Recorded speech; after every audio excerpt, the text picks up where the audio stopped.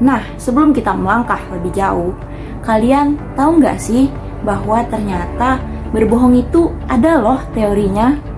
Hmm, Kira-kira kenapa ya manusia mau berbohong?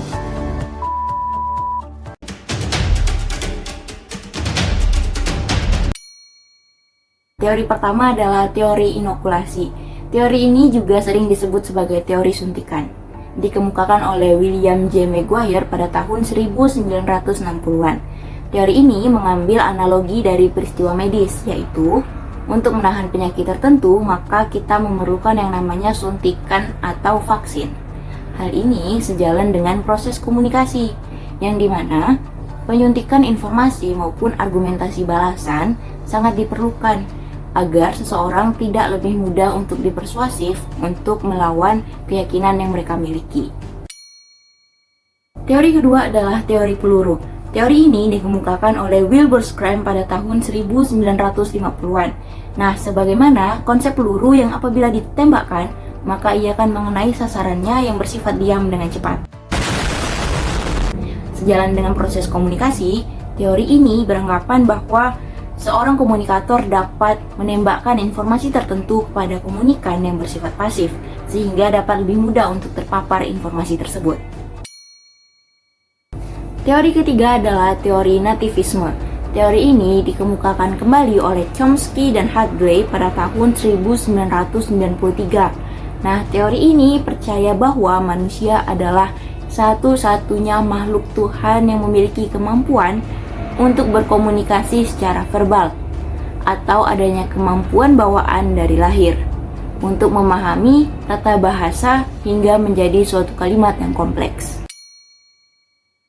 Teori keempat adalah teori kesenjangan pengetahuan, dikemukakan oleh Philip, George, dan Claire pada tahun 1970-an.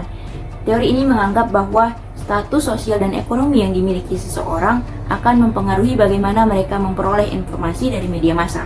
Hal ini sejalan apabila seseorang yang memiliki status sosial ekonomi yang tinggi, maka ia akan lebih mudah untuk mendapatkan informasi tertentu, dan begitu pula sebaliknya.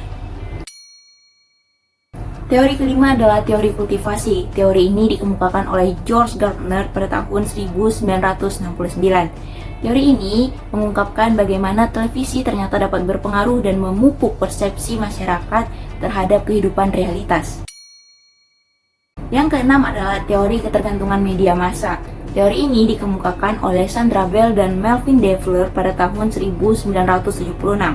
Teori ini mengungkapkan bahwa semakin sering seseorang untuk mencari informasi yang mereka butuhkan atau yang mereka sukai pada media massa tertentu, maka hal ini akan menimbulkan efek ketergantungan.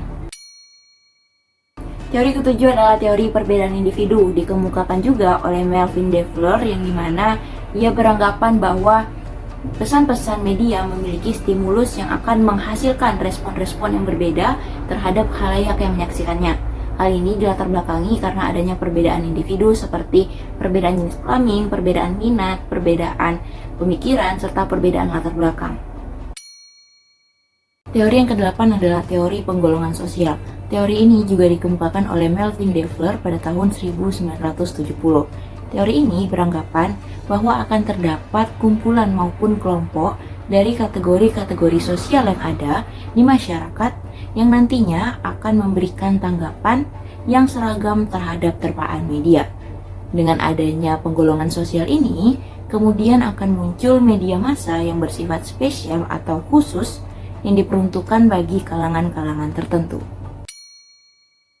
Teori yang kesembilan adalah teori hubungan sosial. Teori ini juga dikemukakan oleh Melvin Devler, yang dimana ia menjelaskan bahwa hubungan sosial yang terjalin secara informal akan berperan penting dalam merubah perilaku seseorang ketika diterpa pesan komunikasi massa.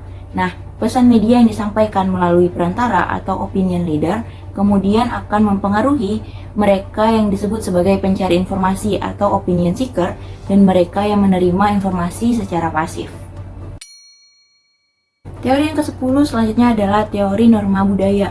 Teori ini juga dikemukakan oleh Melvin Devler, yang dimana ia menyatakan bahwa media massa dapat menguatkan budaya melalui program tertentu. Nah, pesan media ternyata mampu mengubah norma-norma budaya yang ada atau yang telah berlaku di masyarakat. Hal ini dengan memperhatikan 3 indikator utama, yaitu dengan memperkuat norma, kemudian mengubah norma, dan yang terakhir menciptakan norma yang baru. Teori yang ke-11 adalah teori interaksionisme simbolik yang dikemukakan oleh Herbert Blumer pada tahun 1939. Teori ini lebih berfokuskan pada pentingnya konsep diri dan persepsi yang dimiliki individu berdasarkan interaksi dengan individu lainnya. Teori interaksionisme simbolik juga lebih menekankan pada proses interaksi sosial dalam membentuk makna maupun identitas individu. Teori yang ke-12 adalah teori operant conditioning, dikemukakan oleh Burrhus Frederick Skinner pada tahun 1930-an, yang dimana teori ini beranggapan sebagai suatu bentuk pembelajaran yang didasari atas adanya konsekuensi tertentu, yang dapat berupa pemberian hadiah, pemberian hukuman, maupun pemberian motivasi secara verbal, yang dimana nantinya hal ini akan mendorong perubahan perilaku seseorang untuk menjadi lebih baik dan dilakukan secara berulang. Teori yang ke-13 adalah teori disonansi kognitif, dikemukakan oleh Leon Festinger pada tahun 1957. Disonansi sendiri memiliki arti sebagai ketidakseimbangan. Oleh karena itu, teori ini lebih menjelaskan bagaimana perasaan tidak nyaman yang muncul saat seseorang merasa mereka melakukan hal-hal tertentu yang tidak sesuai dengan apa yang mereka ketahui. Teori yang ke-14 adalah teori dramatisme, dikemukakan oleh Kenneth Burke pada tahun 1995. Teori ini memberikan penjelasan yang logis untuk memahami motif dari tindakan manusia atau kenapa manusia melakukan apa yang mereka lakukan. Pandangan Burke adalah bahwa hidup bukan seperti drama, tetapi hidup itu merupakan drama. Teori yang ke-15 adalah teori interpersonal deception, dikemukakan oleh David B. Baller pada tahun 1996. Teori ini dikenal sebagai teori penipuan antar individu atau seni untuk mengatakan hal yang tidak sebenarnya. Nah, ternyata setiap individu itu memiliki keinginan untuk diakui di dalam kelompoknya. Oleh karena itu, manusia cenderung menghalalkan segala cara untuk bisa diakui, dan salah satunya dengan berbohong. Ternyata, berbohong juga memiliki beberapa tujuan, di antaranya untuk menghindari konflik, untuk mengatakan hal yang tidak sebenarnya, menjaga perasaan orang lain, atau bahkan untuk berpura-pura empati. Teori yang ke-16 adalah teori kultural imperialisme, dikemukakan oleh Herb Siller pada tahun 1973. Nah, teori ini beranggapan bahwa negara barat cenderung mendominasi media di seluruh dunia, sehingga mereka dapat menghasilkan efek yang sangat besar dalam mempengaruhi kebudayaan negara dunia ketiga. Teori yang ke-17 adalah teori agenda setting, dikemukakan oleh Maxwell McComb dan Donald L. Shaw pada tahun 1970-an, yang dimana mereka lebih menitik beratkan bahwa media memiliki pengaruh yang besar untuk membentuk persepsi publik.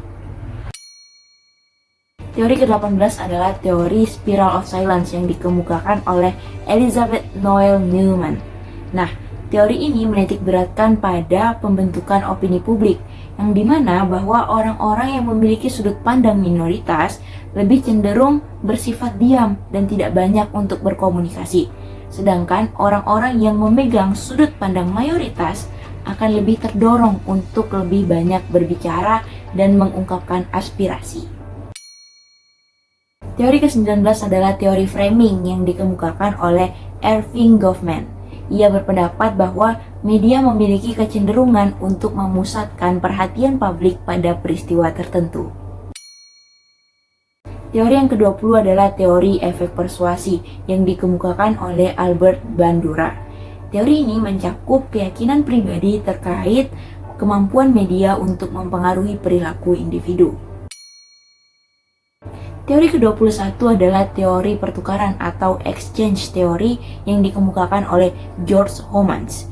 Nah, teori ini memandang interaksi sosial sebagai transaksi dagang, yang dimana Homans memaparkan bahwa orang belajar untuk mengharapkan perilaku tertentu dari orang lain sebagai respon terhadap tindakan mereka sendiri. Teori yang ke-22 adalah teori persepsi diri yang dikemukakan oleh Daryl Bohm, yang dimana ia berpendapat bahwa orang akan mengembangkan sikap mereka dengan cara mengamati tingkah laku mereka sendiri dan menyimpulkan sikap apa yang menjadi penyebabnya. Teori yang ke-23 adalah teori pelanggaran harapan nonverbal yang dimana dikemukakan oleh Judy Burgon pada tahun 1970-an. Nah, teori ini melihat komunikasi sebagai suatu pertukaran informasi yang dapat dianggap positif atau negatif tergantung pada rasa suka atau harapan antara dua orang yang sedang berinteraksi tersebut. Teori yang ke-24 adalah teori behaviorisme yang dikemukakan oleh John Brodus Watson. Teori ini juga dikenal sebagai teori tentang perubahan tingkah laku sebagai hasil dari suatu pengalaman. Teori behaviorisme ini mencakup semua perilaku, termasuk tindakan balasan atau respon terhadap suatu rangsangan atau stimulus. Artinya, bahwa selalu ada kaitan antara stimulus dengan respon pada perilaku manusia. Teori komunikasi yang terakhir atau yang ke-25 adalah teori penerimaan aktif yang dikemukakan oleh Stuart Hall pada tahun 1973. Nah, teori ini terfokuskan pada ide bahwa setiap media akan menyampaikan pesan yang ingin disampaikan oleh penciptanya atau pemimpin redaksinya. Teori ini juga menggali konsep penonton yang aktif dan pasif.